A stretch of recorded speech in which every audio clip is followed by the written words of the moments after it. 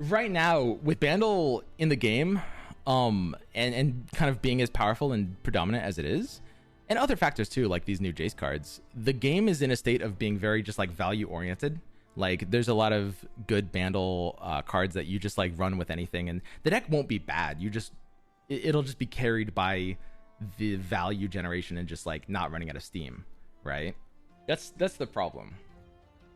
Build an echo deck and reach masters with it if you want to be hipster. Yeah, you can do stuff like that, but you just can't really like shake up the meta in new ways right now. That's for a few reasons. It's because primarily Bandle City is a very soupy region. Like decks just turn into just like, piles of soup. You just like put in a bunch of independent value cards and rely on pivoting during game, piloting decisions like manifesting and creating and stuff like that to basically just like be very, very flexible. But it also makes the deck building as a whole just a bunch of just, value, which I actually am probably better at deck building in that environment than almost anyone, which is funny because that is also the environment that I don't enjoy deck building in nearly as much as almost anyone.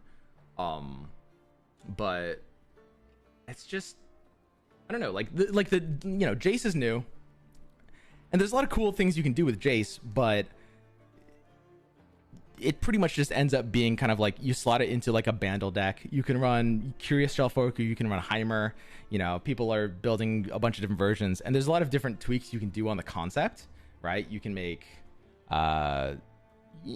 there's so many different options you can run, but it ends up being very drafty and not very different. Similar to Invoke meta? Yes, that's the best comparison.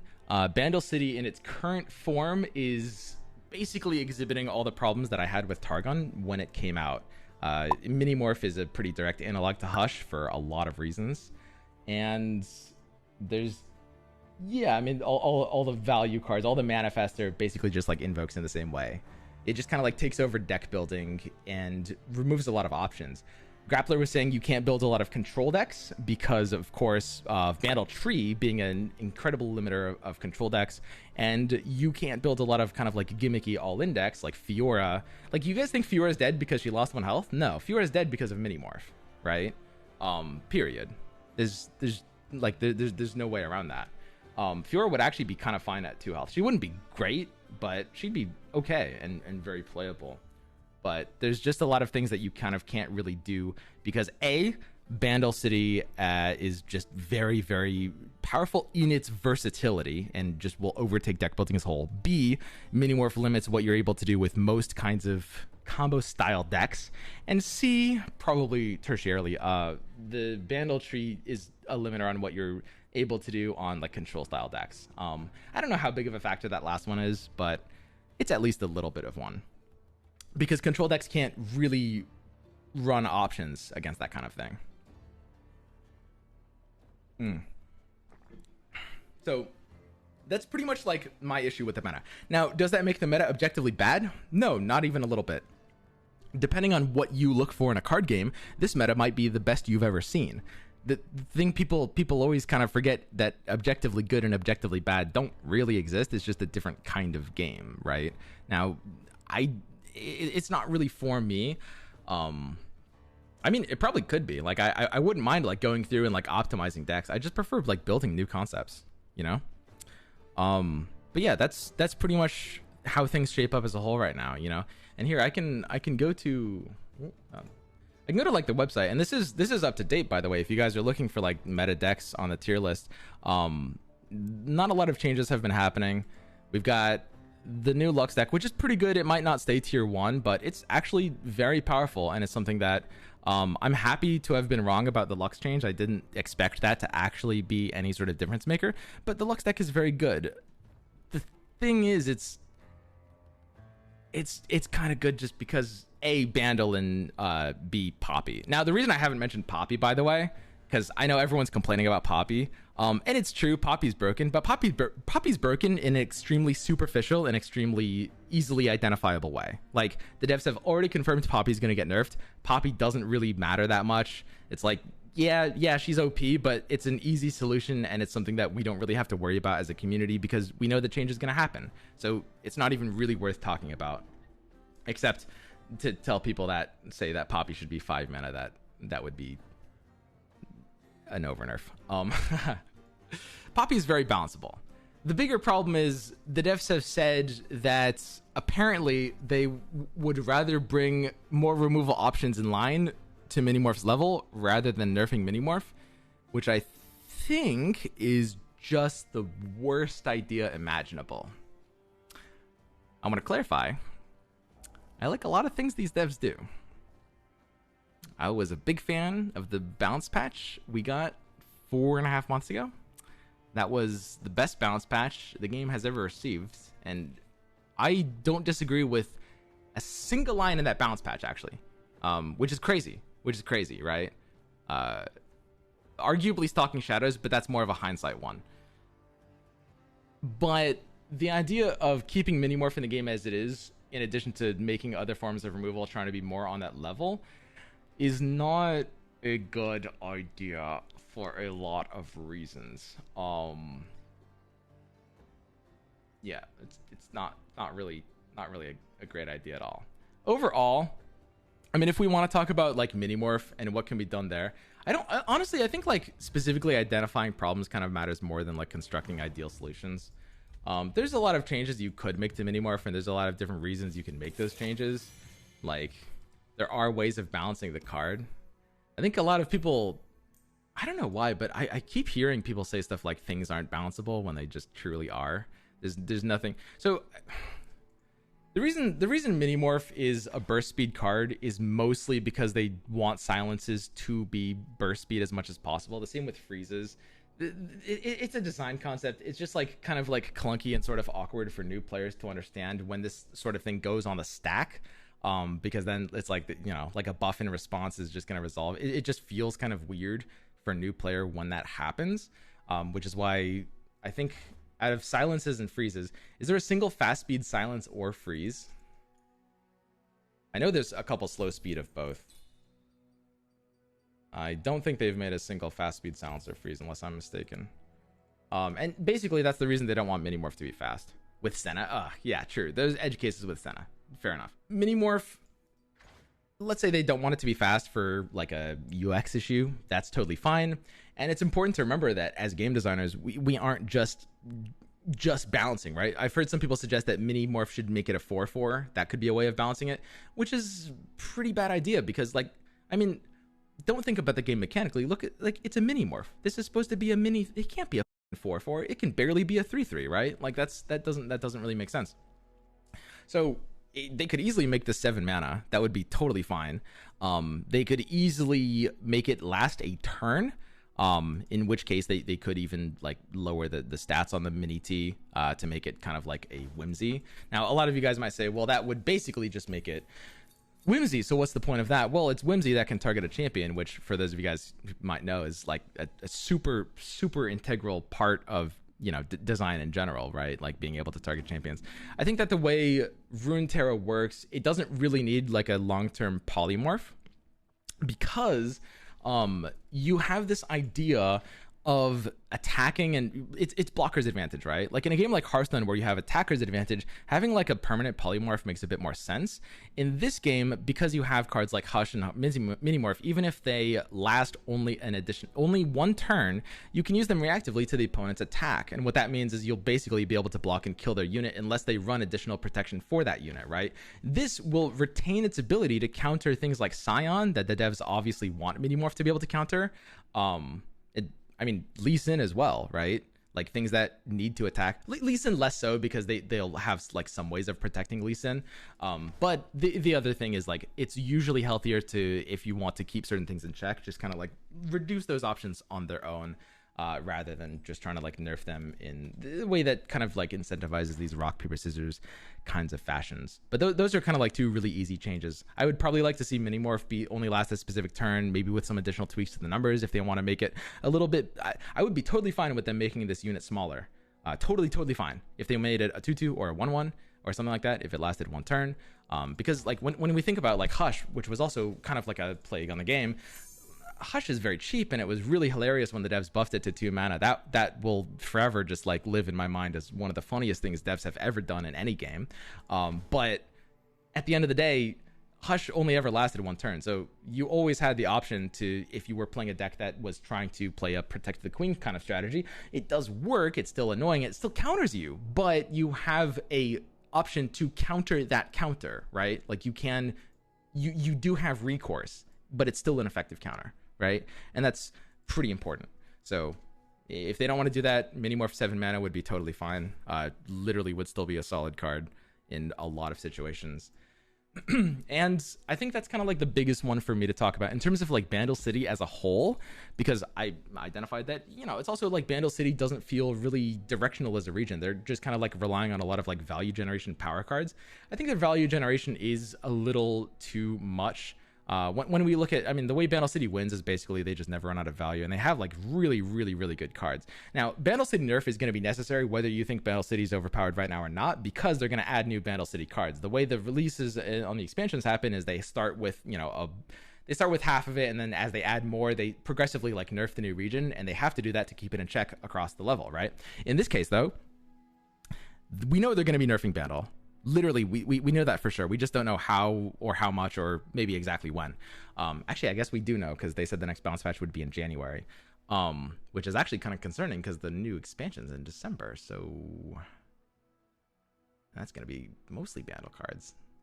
So Bandle's going to be just like even more broken than it is right now for a little bit of time. And I guess there's nothing that can be done about that. But yeah, like they're going to need to kind of like tone some things down to adjust for that. The biggest thing is just like the insane value generation that this region has, and that's off of like cards like Pokestick, Conchologist, Loping Telescope, Mayor, of course, and Curious Shellfolk, right? They've nerfed a little bit of that because they've nerfed like Aloof Travelers, but the value generation that this region has, it just allows it to outscale too many things. Lecturing Yordle is also very good, but I don't know if this is in need of as much of a nerf. They could totally nerf this. I'm not saying they shouldn't. I was wrong about this card. This isn't denial about, because I didn't think Lecturing Yordle would be that good, and it was a lot better than I expected. It's a very good card, but I don't think this is even as in need of nerf as just like some of the value generation that will just like allow the region to never run out of resources, because that's overall what makes it a little too good, right? So yeah, that's kind of like my take on where we're at right now in kind of like the current metagame, and why I'm personally not as interested in playing ranked. Now, I think that a lot of these changes are going to happen. The biggest concern of mine is just that the devs have said that they don't want to nerf Minimorph, which I think is pretty silly. You know, like if you like, if you make it last a turn, it's still countering decks like Scion just as much. Even if like it, there's no reason for Minimorph to be a permanent effect against the things that it's really trying to counter, right? So it just it seems like really unnecessary and really limiting. And the thing that's most important to understand about any of these arguments about these kind of like gimmicky all-in decks, and about the degree to which cards like hard counter cards like Minimorph and cards like Bandle Tree as well. Bandle Tree is by the way really difficult to nerf. They could make this like 7 mana and it still wouldn't actually really change that much because of how this card works. But the thing about those cards to understand is that like I'm sure a lot of people are like watching this right now and they're thinking to themselves, well, I don't even see these cards that much on ladder swim. So like, are they really that big of a deal? And it's true that their ladder equity isn't as high as it could be. Like it's not the craziest thing ever. I mean, you'll see Poppy a lot more on ladder than those cards. But the thing is, against the decks these decks counter, you're going to be seeing the play rate equity is basically going to be deducted from win rate almost entirely, right? So like if I'm playing a Fiora deck, you know, and I'm fighting for my net win rate, because net win rate is like a really important metric, and every 2.5% net win rate is literally an entire tier on a tier list, right? So my Fiora deck is struggling to maintain a 50% win rate. If I'm queuing into a Minimorph deck 15% of the time, like 15% ladder equity on a Minimorph deck at whatever rank I'm playing at, and they draw Minimorph after mulliganing it, a total of, if you hard mulligan for a 3 of, it'll be a total of about 75-80% of the time by the time Fiora decks are looking to close the game out.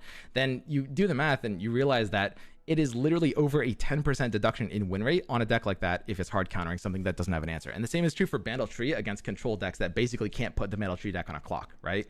So you're looking at literally something along the lines of an unanswerable 10% like net win rate deduction, which is like 4 tiers, right?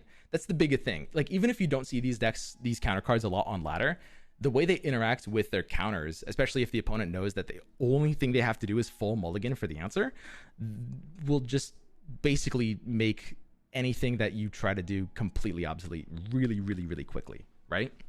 And that's a really, really important thing to understand from like the game design perspective of this. So overall, I mean, I like that Bandle Tree is like pushing new grounds, and I like that it's strong off the bat. You know, like I feel like there's a lot of Shurima was pretty disappointing because it wasn't strong right away. But overall, the value generation that we have here is just a little too strong, and feels like it needs to be toned down in probably, to be honest, a lot of different ways.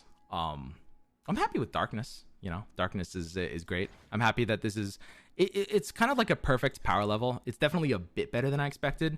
And you know, it's not like a mainstay, but it's a cool like side option that feels like it's at exactly the right balance amount, and it plays a different strategy. You know, like pretty much every other Bandle deck is using like mostly the same cards, right?